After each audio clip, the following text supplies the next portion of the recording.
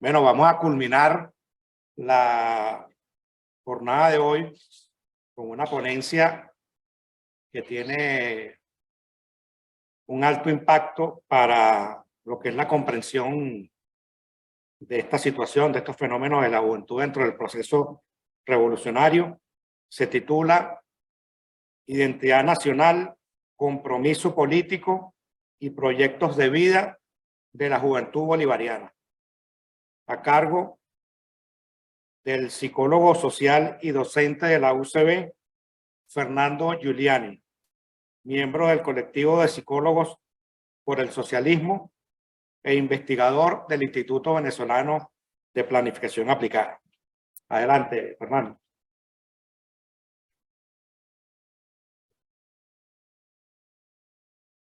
Bueno, buenas tardes para todos y todas quienes están conectados y conectadas, y para todos los que estamos y todas las que estamos también aquí. Bueno,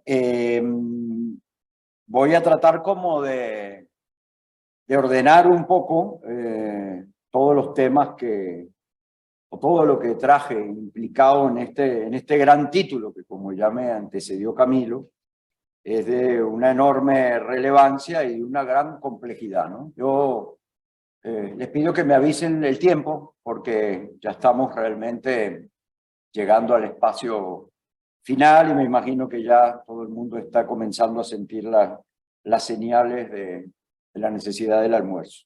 Así que no quiero traspasar el espacio. Bueno, muy concretamente, cuando me invitan a participar con este tema, claro, es un tema tan complejo, igual que lo hicimos algunas sesiones atrás, cuando también nos invitaron a conversar aquí sobre el liderazgo del comandante Chávez. Uno decía, son temas que a uno lo intimidan, y yo decía en aquel momento, bueno, ¿desde dónde yo puedo conversar y dialogar? Y yo dije en aquel momento que lo iba a hacer fundamentalmente como chavista. Hoy no lo puedo hacer como joven, por lo que evidentemente se nota, ¿verdad? Por más que el compañero ministro nos dice que, bueno, que es una actitud vital, pero por más actitud vital, que sí, que cree, pero hay unos límites, ¿verdad? Así que como joven no lo puedo hacer, ni voy a pretender hacerlo tampoco. En todo caso, sí, sí traigo, a mí me animó mucho, y mucho más escuchando todo lo que hemos escuchado y compartido hoy con todos y todas quienes me antecedieron, ya con el propio introducción que hizo el compañero ministro hasta ahora, con los compañeros del Instituto Nacional de Estadística. Importantísimo todo lo que se ha planteado, al punto que entonces me fue también cambiando a medida que yo tomaba nota y escuchaba. Yo decía, bueno, voy a tratar obviamente de no reiterar, pero más bien me ha estimulado mucho esto, como a profundizar más en cosas que traigo. ¿Qué traigo? Realmente traigo temas para compartir, para reflexionar. Me hago muchas preguntas, ¿no? Siempre tratando de guardar el sentido que tiene este espacio, que todo lo que aquí compartamos tenga que ver con la planificación. Como bien nos dijo la viceministra Catherine, nos mostraba, por ejemplo, todo lo que a nivel de planificación, bueno, lo hace este ministerio, ¿no? Y cómo todo debe conectarse. Bueno, estas preguntas y estas reflexiones, animadas también por todo lo que haya planteado los ponentes anteriores y las ponentes anteriores, entonces tener eso en mente, ¿no? ¿Para qué nos sirve? No es nada más para compartirlo aquí. Cómo eso va a tributar, entre otras cosas, al tema de la planificación y de las políticas públicas. Yo empiezo entonces por una pregunta: ¿qué será ser joven hoy? ¿Y qué será ser joven hoy en nuestra Venezuela actual, ¿no? Y en nuestra región? Ya los compañeros y compañeras que nos antecedieron se han paseado por esta cosa con quiénes son los jóvenes, ¿no? Comienza, yo creo, y desde la psicología yo también así lo puedo decir.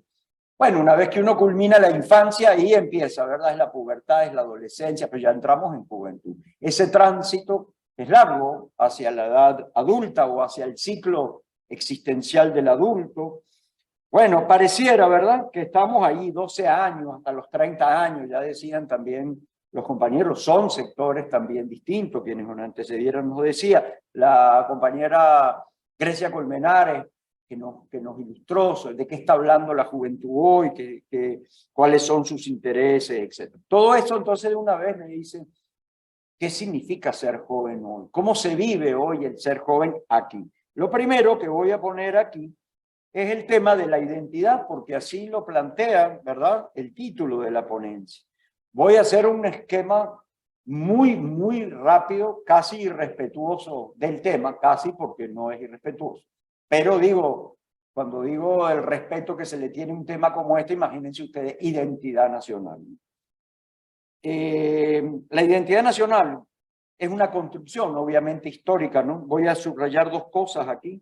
Nace Venezuela como república luego de 300 años de una imposición violenta, saqueadora, bueno, que generó unas consecuencias devastadoras, y sobre esa base surge el proyecto de la república, no exento de contradicciones y con esa pesada carga, ese pesado lastre de esa conquista, de ese saqueo y de esa colonización. Esa gesta libertadora, bolivariana, robinsoniana, luego zamorana también, mostró el choque y la tensión permanente entre muchas cosas, pero aquí vamos a poner colonia o soberanía.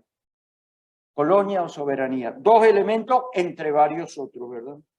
Eso nos acompaña hasta hoy como tensión. Y esa gesta libertadora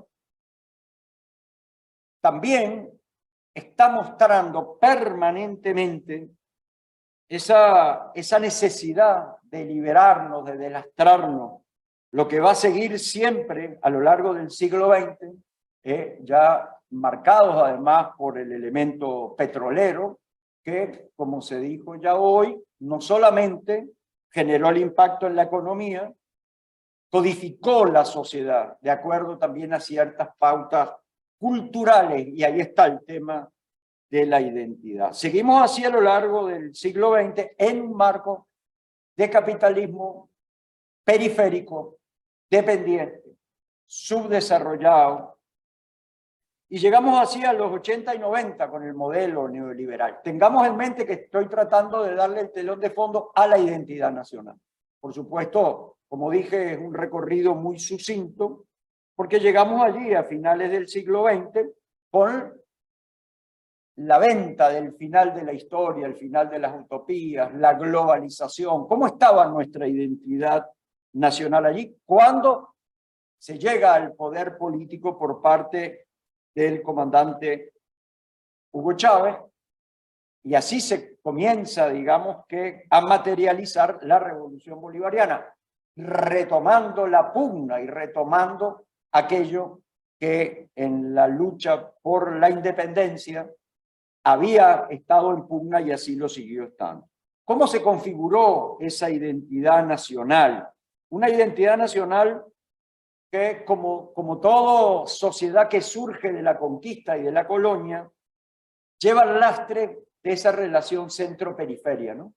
Centro-periferia. Es decir, internamente una suerte de complejo, vamos a llamarle así, no es exacto el término, no lo es, pero quiero como cortar camino. Una identidad nacional desvalorizada, subestimada, casi podríamos decir una autoestima golpeada. Ese concepto lo estoy casi que trayendo forzado aquí, ¿no?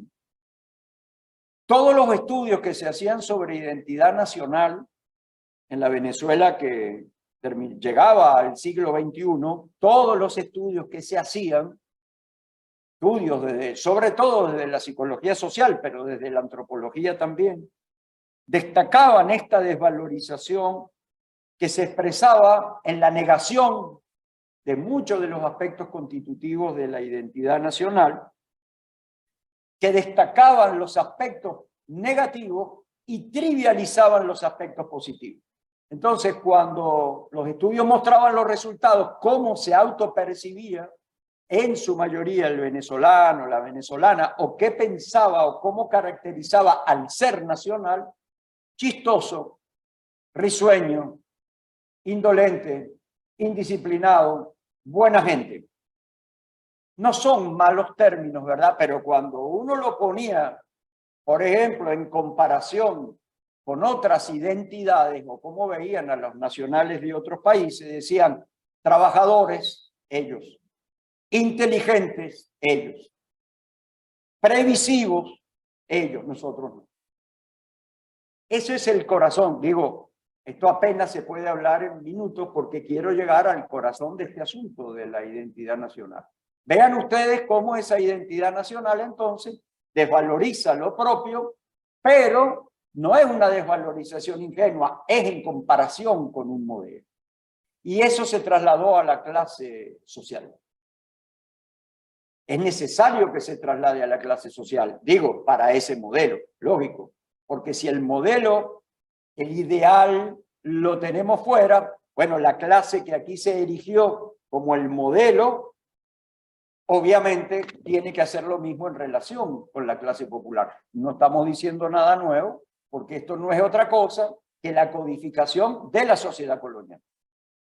Entonces, ahí tenemos que no solo se colonizó, como bien decía el compañero ministro, el territorio, se colonizó la cultura y se colonizaron nuestras mentes. Claro, no es que somos robots, pero esa rémora está ahí. Entonces, en medio de todo eso, llegó la revolución bolivariana. Los estudios hoy, que bien lo compartimos con los compañeros del Instituto Nacional de Estadística, necesitamos estudios sobre identidad nacional, mucho estudio sobre identidad nacional que nos permita radiografiarnos, porque yo estoy seguro que hoy el resultado no es el mismo. Y eso se lo debemos fundamentalmente al comandante Chávez y se lo debemos a la revolución bolivariana, porque vaya que sí, se ha bombardeado y se ha apuntado a una revalorización de la identidad nacional. Una revalorización que no es una consigna, ni es un eslogan, ni es una anécdota. Somos el mejor país del mundo. Otra cosa, esto es conciencia profunda. Conciencia profunda. Y hoy, los estudios que necesitamos hacer, yo estoy seguro que nos están hablando ya de una identidad nacional bien distinta, o por lo menos bastante diferente a como la teníamos a finales del siglo XX. Yo insisto que esa conciencia que ha venido acompañando por elevar el orgullo del ser venezolano, de pertenecer a Venezuela, y tiene que ver con, ya no recuerdo quién lo dijo, no sé si fue el compañero Mervin, no se puede amar lo que no se conoce. Conocer nuestra historia, conocer nuestra geografía, encontrarnos en nuestro ser cultural, eso es conocernos, pero no puede ser anecdótico, tiene que ser desde la conciencia crítica. Ese amor a la patria. Y aquí vamos a retomar nuevamente algo. En el centro de todo eso, de la identidad nacional, está el elemento de soberanía. Piensen ustedes qué vulnerable es un pueblo que tiene una identidad nacional desvalorizada. Qué vulnerable es frente a la pérdida de soberanía. No hace falta que te dominen por la fuerza, como bien lo dijo el Libertador. Abres todas las puertas para que tú no solamente vivas enajenado de lo que tú eres, sino que no te resistas a ellos, peor aún, desees ser como ellos, como dice el gran Eduardo Galeano, porque esta no es un elemento propio exclusivamente de Venezuela, es propio de toda Latinoamérica. Entonces aquí vamos de nuevo, ¿qué es ser joven hoy? ¿Cómo se siente hoy ser venezolano siendo joven?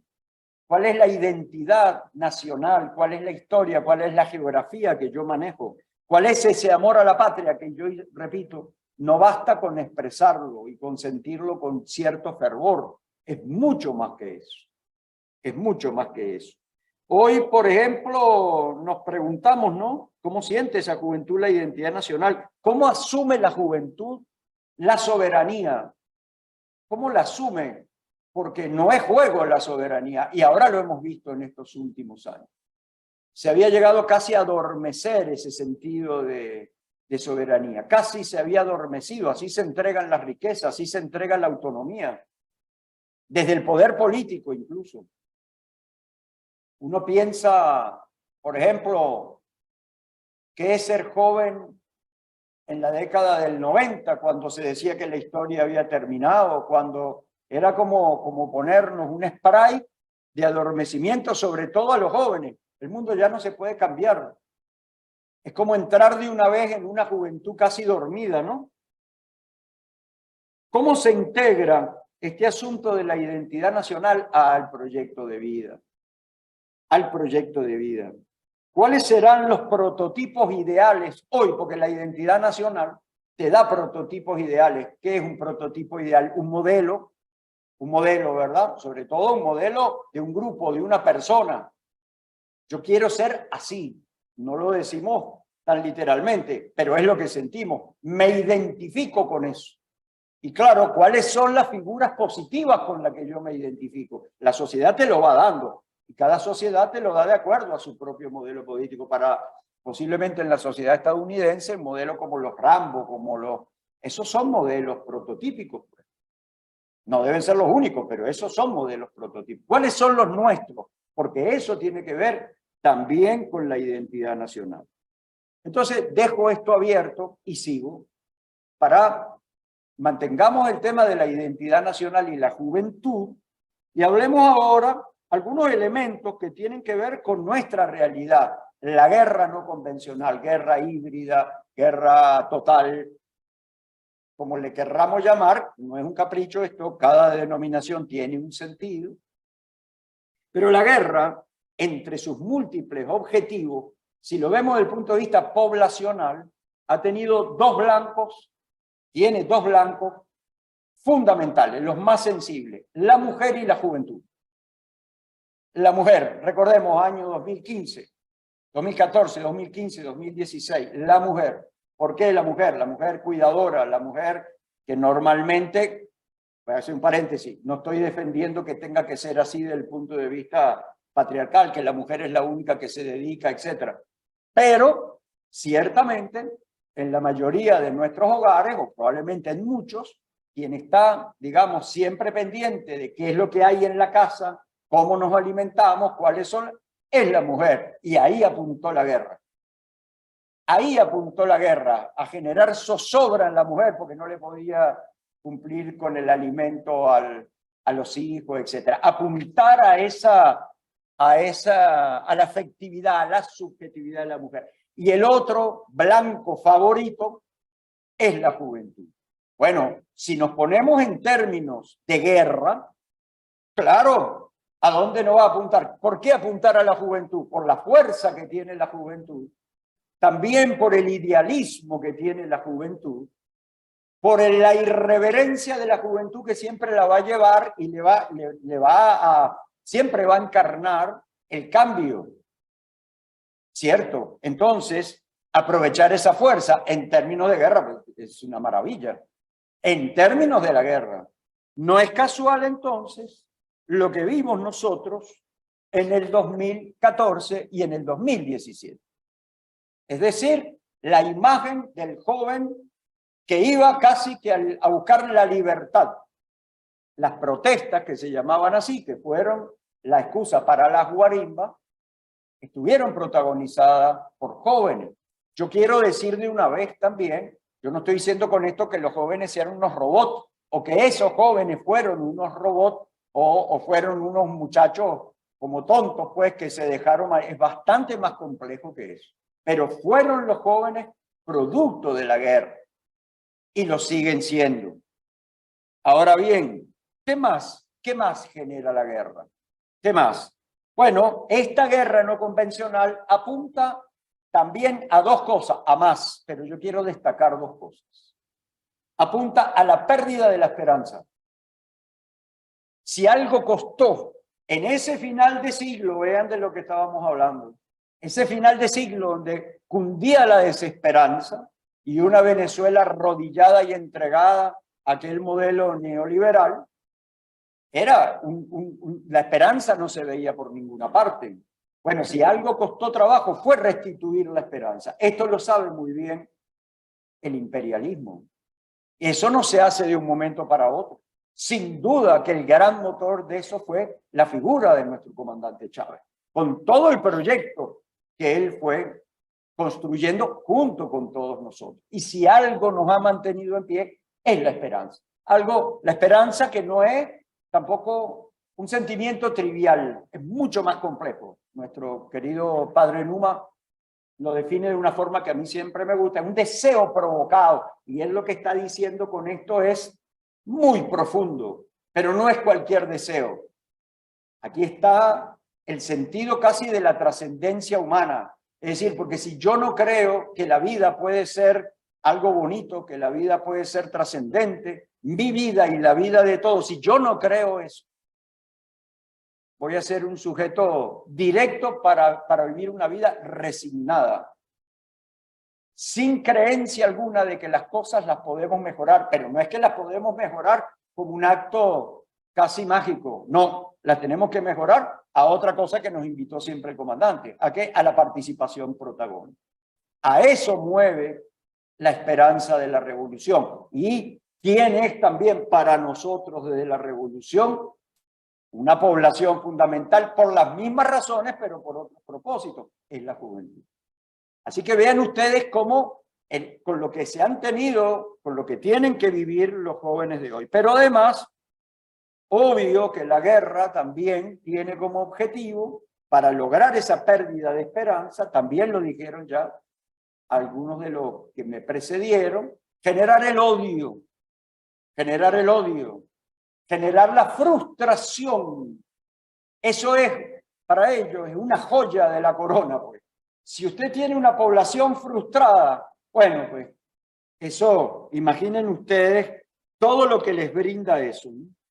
Entonces, generar el odio, la frustración, el resentimiento, la sensación generalizada que en Venezuela no se puede vivir. Con eso han tenido y tienen que lidiar todavía nuestros jóvenes. Por eso también hemos sido víctimas todos de esa migración inducida. Así como se dice, y sabemos que hay hiperinflación inducida, por ejemplo, también ha habido migración inducida. No queremos decir con esto que toda la persona que migró es porque como si fuera un androide. No, se han generado las condiciones para eso. Cada joven que se ha ido nos duele. A todos nos duele como familia, como comunidad, como patria. Y ahí también se juega la identidad nacional, porque no solamente se conformaron con inducir la migración, también indujeron la xenofobia hacia los venezolanos y las venezolanas. Y esto condujo a que varios compatriotas, muchos, vivieran situaciones de violencia, de segregación, y algunos hasta lamentablemente han perdido la vida por eso, en el extranjero. Vean ustedes, ¿no? Otro elemento de la guerra, la despolitización. La despolitización que ya venía, década de 80, década de 90, no te metas en política, la política es corrupta, la política es mala, todos los políticos son iguales, nadie va a cambiar nada. El comandante demostró que eso no era así. Y hay una extraordinaria repolitización. Eso vale oro para la revolución, pero eso que nos lo disputa la guerra. Pero resulta que el joven se está topando con eso también. Y como si faltara poco, vino la pandemia. Así que nosotros tenemos que ver todo este contexto. Entonces, el proyecto de vida. ¿Cómo se construye un proyecto de vida? Si yo no voy a hablar de ninguna manera de una receta de esto, ni cómo se hace, porque imagínense ustedes. Pero la verdad es que hay que planteárselo, ¿no? Lo primero, en el joven, ¿cómo vive su presente? ¿Cuáles son sus deseos, sus intereses? Entonces uno se pregunta, ¿cuáles son esos prototipos que hay todavía? Cuando hablamos de calidad de vida, concepto que yo creo que lo tenemos que discutir, porque creo que hay otro que va mucho más con nuestro socialismo bolivariano, que es el buen vivir. El buen vivir es distinto a la calidad de vida. La calidad de vida nos puede llevar a veces a la confusión, convertirnos en sujetos en función del tener y en lugar del ser. Porque cuando uno se pregunta qué es calidad de vida, por supuesto que tenemos que tener una base material mínima, digna, por supuesto. Pero otra cosa es cómo el modelo que nosotros tenemos del tener realmente nos puede llevar a irnos detrás de todo lo que nosotros no queremos. Es decir, ese sujeto esclavizado al consumismo, al materialismo, etcétera, que vamos a volver sobre ello. Entonces, bueno, está muy bien tener una casa, tener un carro, en fin. Ajá, pero ¿dónde está allí el buen vivir? Tenemos que trabajar por construir referencias también en torno a ese horizonte de futuro que el capitalismo lo está disputando permanentemente. No quiero yo parecer panfletario, pero es que el capitalismo es tan poderoso en la producción de imaginarios que no le hace falta construir la realidad concreta. Ha logrado que la gente crea que puede lograr eso. Y no se logra. Es decir, si nosotros no fuéramos a finales del siglo pasado y viéramos Latinoamérica, veríamos como el capitalismo, después de 200 años, digamos, no ha materializado absolutamente nada y la gente sigue creyendo en él. El imaginario sigue siendo posible o factible en la mente de mucha gente. Yo puedo tener un carro, yo puedo tener una... Aunque la realidad te está diciendo de que eso no es así, no es que no sea así porque tú no vas a seguir las reglas. No se puede. Eso no es realizable. Ahora, yo no soy quien para decirle a un joven, usted renuncia a la posibilidad de tener una casa. Eso es otra cosa. Es bastante más complejo, por eso yo decía que yo traigo aquí muchas preguntas y muchas reflexiones y no muchas respuestas, porque esto hay que debatirlo, ¿no? El buen vivir. ¿En qué consiste el buen vivir para los jóvenes? ¿Qué es el socialismo bolivariano del siglo XXI para los jóvenes? Obviamente, lo estamos construyendo y es con ellos.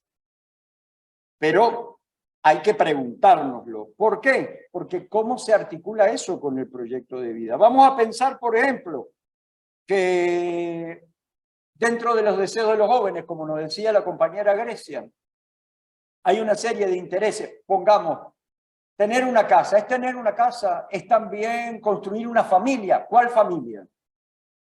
¿Cuál familia?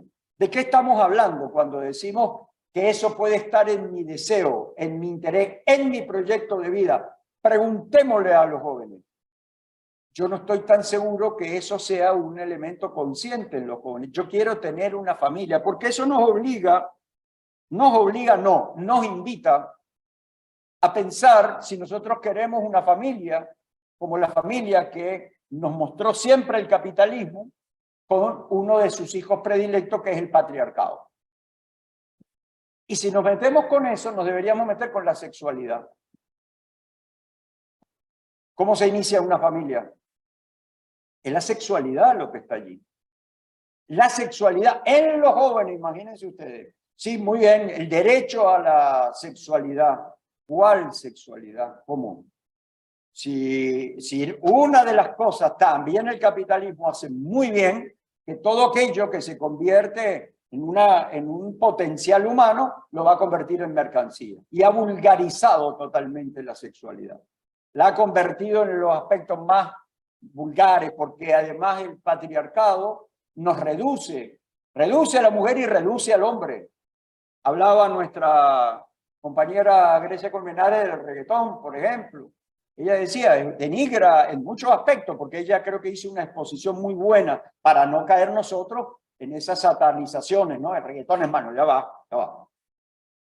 Es la vulgarización, en todo caso, lo que debemos rechazar. Pero además, el patriarcado no solo reduce a la mujer, ha reducido al hombre, al masculino. Yo esto lo repito siempre.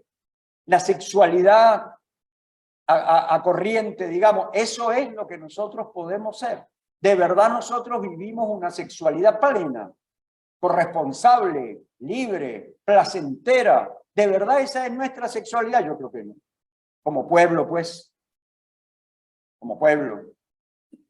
Entonces, la sexualidad en los jóvenes, que tiene que ver con la forma en que también pensamos la vida, la tenemos muy reducida todavía. Esa cosa que empieza como una travesura, y cuando venimos a ver, a la vuelta de muy poco tiempo, esa puerta prácticamente se cerró. ¿Qué quiero yo decir con esto?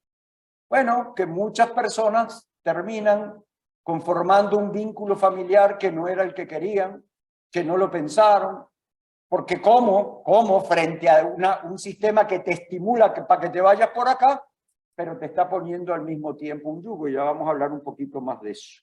Así que la sexualidad, que tiene que ver con la familia, que tendrá que ver también con estos asuntos de los embarazos, ¿no? Y yo digo, sí, está muy bien que hagamos prevención, pero no veamos la prevención como casi una medicalización de algo, la sexualidad plena, compañeros y compañeras. Y eso yo quisiera que lo estuviera en el debate y en todo lo que es la experiencia de la juventud en este caso. No quiere decir que la sexualidad se acabe en la juventud, de ninguna manera. La sexualidad nos acompaña a lo largo de la vida, pero vean lo que hace este sistema nuestro, que nos va confiscando, ¿verdad? Nos va mutilando, y allí tenemos ese reduccionismo terrible. Entonces, hablábamos hoy de la gran misión Vivienda Venezuela, y yo lo escuchando decía, qué importante en nuestra política pública, cómo se une una cosa con otra, cómo no se va a unir, porque adentro de cada vivienda, ¿verdad?, de la gran misión Vivienda Venezuela, debe surgir un hogar allí. Eso lo hemos repetido siempre. Se puede entregar una vivienda, pero no se entrega un hogar. Se puede entregar un urbanismo, pero no se entrega una comunidad. Eso hay que construirlo, pero ¿bajo qué modelos, digamos, culturales nosotros estamos construyendo eso? Ahí está el proyecto de vida. Ahí están los proyectos de vida. Entonces uno dice, ¿cómo unir esto, no? ¿Cómo hacemos en las políticas públicas? Los camaradas, los equipos del Ministerio de Hábitat y Vivienda, que siempre están allí, bueno, llevando adelante ese trabajo extraordinario que hacen. Hay que juntarse y hay que ver cómo dentro de esas políticas caben cosas como esta, ¿no? Caben cosas como esta. Es decir, cómo el proyecto de vida tiene que ver, obvio, con esa base material que es una vivienda, con la vida en comunidad, con la familia, con la sexualidad, con el patriarcado, con la manera como nos relacionamos, etc. Otro elemento que va al proyecto de vida, que también el compañero y los compañeros también del INE, pero sobre todo el compañero que nos habló de la agenda económica bolivariana, sin duda, pues, sin duda, el trabajo, es lo mismo el trabajo que el empleo. Yo creo que eso también, siempre nuestro compañero Camilo nos recuerda en los debates que estamos en un tiempo de transición, así que yo no estoy planteando aquí o es blanco o es negro, no, vamos caminando, pero el proyecto de vida, compañeros, compañeras, en un joven, tiene que tener un elemento de sueño, de utopía. El trabajo, Marx decía que el trabajo, la vocación, lo que un sujeto iba, es determinante en su vida. ¿Cómo no lo va a hacer? ¿O acaso nosotros cuando nos paramos todos los días no tendríamos que encontrar en nuestro quehacer un sentido que enriquezca nuestra creatividad, nuestro potencial? Pero por supuesto que además tenga que ser productivo, por supuesto que es también un elemento social que es productivo.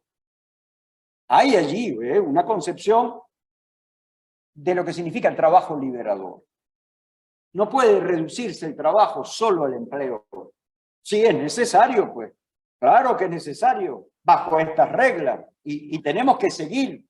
Y tenemos que, por supuesto, cuando uno dice, oye, una persona que no tenga un empleo está en una situación dificilísima, porque nosotros todavía no hemos llegado a la otra orilla donde queremos llegar, ¿verdad? Que es la construcción de otras maneras, digamos, de producir, de trabajar. Pero eso no quiere decir que no miremos para allá. Yo creo que el trabajo, esa idea de lo que es el trabajo, bueno, la tenemos que poner a circular con los jóvenes. No es un empleo, que también lo es, pero el trabajo es un medio de vida, un medio para desplegar nuestro potencial, es un instrumento de servicio, es un proceso social, es una experiencia de crecimiento, compañeros, compañeras. Debe ser grato, debe ser estimulante, debe ser desafiante. Bueno, unamos esto con la identidad nacional del proyecto de vida y yo me imagino y digo, caramba, esa agenda tiene que ser no solamente algo donde yo pueda conseguir un empleo. Es así como cuando yo me arremango y digo, ¿dónde me pongo yo ahí? ¿Verdad? ¿Dónde me pongo yo ahí? ¿En qué motor? ¿Cómo de verdad entiendo que eso también es una cruzada de transformación, de liberación? Gracias a nosotros, a las circunstancias históricas que hemos vivido, no hemos tenido que llegar al poder político a través de las armas y a través de la sangre, como lo han tenido que hacer muchos pueblos. A lo que sí nos llama esto ahora, siempre nos llamó, es que sí son cruzadas épicas. Predisponernos entonces a construir en esa agenda económica bolivariana nos tiene que generar actitud para trabajar, para estudiar, para prepararnos, para soñar. Esto no se nos puede quedar solamente en eso. Y ahí lo voy a unir, por supuesto, con nuestros prototipos ideales. Los prototipos ideales que tenemos aquí, hay que crearlos. Un militar venezolano, un trabajador de nuestra industria petrolera venezolano, un trabajador de cualquiera de estos motores, trabajadora. Ustedes saben bien que la división social del trabajo se viene acompañado, y lo digo ahora desde la psicología, de una manera jerárquica de establecer las cosas. Entonces un médico es más que una enfermera. Entonces un arquitecto es más que un albañil. Entonces resulta que un profesor es más que la peluquera del barrio. Eso no los tenemos que sacar. No lo vamos a poder hacer de un momento para otro, pero hay que enunciarlo, porque hay que ir creando nuevos prototipos y donde desde la práctica, donde no caigamos nosotros entonces en la trampa de jerarquizar los saberes. No debemos jerarquizar los saberes. Y eso tiene que ver con la identidad nacional. Y tiene que ver con esas cruzadas. Miren, yo vi hace algún tiempo, y capaz que alguno lo ha visto también, una deliciosa entrevista a Silvio Rodríguez, el gran Silvio Rodríguez, hablando de cómo él, desde muy joven, comenzó, por supuesto, a seguir los ideales revolucionarios. Él decía que a él lo que lo marcó fue participar en la campaña alfabetizadora. Y él decía, la juventud tiene que tener esos retos, esas cruzadas, esas son las grandes batallas. No es, felizmente, no es agarrar un fusil y ir a arriesgar la vida. No nos ha tocado. Pero sí nos debería tocar esto.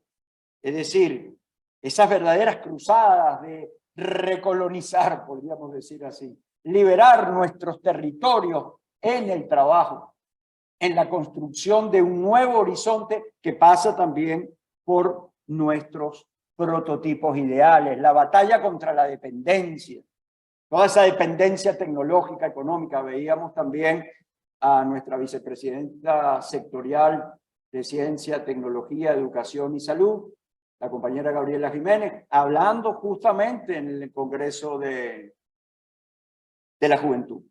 La ciencia que desde ese ministerio se nos está invitando una y otra vez a descolonizar esa ciencia. Pero eso es un reto maravilloso. Es un reto maravilloso, el reto del conocimiento, pero ya no un conocimiento colonizado que sirva a esos intereses, ni tampoco un conocimiento para mí solito, pues. Un conocimiento para yo cumplir con un empleo es otra cosa esto, ¿no? Entonces, ¿cómo eso está en el proyecto de vida, no? Como decía Silvio, ¿cómo nos estimulamos a los jóvenes y nosotros con ellos? ¿A dónde vamos nosotros a llevar esas grandes batallas? ¿Cuánto me queda? Ok, voy a ir con las dos últimas cosas. La educación también se habló aquí. Estamos en un proceso de transición. Todavía no estamos en esa educación liberadora. Falta, lo dijo muy bien el ministro y yo me lo anoté. Hemos logrado masificar y democratizar. Ahora hay que direccionar sin que nos tiemble el pulso, como nos han direccionado y como hay que direccionar desde todo proceso político. Y yo creo que, bueno, esto obviamente no voy a ser yo el que va a dar aquí recetas de qué hacer con la educación, porque eso hay todo un debate abierto, pero yo quiero plantear dos cosas por lo menos, ¿no? Si esa identidad nacional ha estado golpeada, aunque ahora la vamos la vamos fortaleciendo. Y también tenemos esta necesidad de ir hacia la liberación también de todo lo productivo, romper con la dependencia. Es la educación que comienza desde muy temprano. Y en el caso concreto de los jóvenes, ese amor por la patria, hay que radicalizar la postura robinsoniana. Pongo aquí un ejemplo. Un viaje de estudio que tenga que hacer todo estudiante venezolano que salga a conocer su patria, su territorio, orientado, esto como algo donde uno no puede llegar al final de bachillerato si no hizo un viaje de estudio. Es una idea. Aquí en este ministerio me dirán, tú lo dices muy fácil, pero después planifica eso. Yo no sé. Como dice el presidente Nicolás, bueno, nosotros no vamos a decir, bueno, eso es lo que hay. No sé, hay que buscar la manera, cómo se organiza, cómo, qué sé yo, que todos los estudiantes de bachillerato de manera organizada anden, aunque sea una semanita, pues, 2 semanas que vayan, que se conozcan allá las montañas de los Andes, que conozcan las industrias básicas, que entren a la industria petrolera, por ejemplo. Todo eso, ¿verdad? Porque eso es ahí donde está el amor a la patria, pero un viaje de estudio. Y un viaje de estudio, que lo digo como idea, que tampoco sea un quino, ni tampoco sea destinado para los mejores. Bueno, porque así no. No, para todos, para todas. Tal vez hasta desde el colegio, pues. Usted no puede salir del sistema educativo venezolano si usted no hizo su viaje de estudio. Ahí comprender, ver concretamente, ver a la gente, esos prototipos que nosotros los tenemos, que yo quiero ver los ingenieros nuestros ahí en la petrolera, los quiero ver allá en el Guri. Eso a un muchacho, a una muchacha, esa es la imagen, ¿verdad? A un militar, a una militar, en fin, creo que todo eso se pierde de vista, ¿no? Y ahí, obviamente, tenemos que tener una recreación también de la historia. Por último, la verdad que tenía mucho más, pero bueno, tenemos que cerrar esto y además ya mucha gente lo dijo, pero no puedo dejar de hablar, que ya lo hizo la compañera Grecia, este asunto de las redes digitales, ¿no? Tenemos que entrar ahí, no las vamos a satanizar, ¿no? Entonces, uno ve cómo existe esa figura de los influencers que tienen tanto... Y yo digo, señalen ustedes, jóvenes, el camino. Ustedes que, como se dice, y la compañera, la vicepresidenta sectorial, Gabriela Jiménez, también lo decía, todo ese mundo digital también es un campo en disputa, ¿verdad? Es un campo en disputa. Los nativos y nativas marquen la pauta, señalen los caminos. Yo escasamente puedo contestar algo por WhatsApp. Pero quien es nativo y nativa de esto, también necesitamos ahí a la revolución. Y yo creo que hay mucho para hacer ahí. Termino, por supuesto, invitándome al diálogo permanente y a la escucha con la juventud. Voy a decir nada más algo que no puedo dejar de decir. Algunas trampas que hay, algunas trampas para domesticar a la juventud. Cuidado, la banalización, ese aire fresco, irreverente de la juventud, el sistema te lo agarra y te lo banaliza y te ríes de todo, te burlas de todo. Ojo, la banalización es un arma. El consumismo, joven, te quieren como un consumidor, no como un sujeto crítico. Así te quieren, con un yugo, pues. Preguntémoslo a los estudiantes chilenos cómo tienen que hacer para estudiar, por ejemplo. ¿Y en qué se les convierte el sentido de la vida? Conocen mucho de marcas, de productos. Eso es un yugo. Es un yugo para que sigas siempre allí. Por supuesto, el yugo de las adicciones, para los que lamentablemente... Ahí tenemos cuidado, que yo no estoy diciendo, es que los jóvenes de hoy no soportaba eso cuando era joven, no lo quiero repetir ahora. No hay nada peor que una persona adulta, grande, que diciéndonos esas cosas. Pero sí tengan cuidado, mucho cuidado. La pérdida de la identidad en este mundo que nos quieren vender como globalizado. Y sobre todo, la pérdida del sentido trascendente de la vida. El sentido trascendente de la vida. Nosotros tenemos que cuidar eso, ese elemento espiritual y la trascendencia. Por supuesto que la juventud con esa fuerza, con esa energía que lo pone en un plano también de disfrute pleno, pero el disfrute tiene que ser trascendente también. Así que me quedo siempre con esa capacidad infinita de sueño de la juventud. Un revolucionario debe ser siempre un soñador, debe creer en la utopía y debe sostener la esperanza, y que eso lo queremos hacer todos, los jóvenes y los no jóvenes, seguir siempre siendo soñadores, utópicos, militantes de la esperanza. Y los que ya no somos jóvenes, aunque querramos mantener la actitud, sí queremos caminar junto a los jóvenes y las jóvenes. Bueno, muchas gracias por la atención.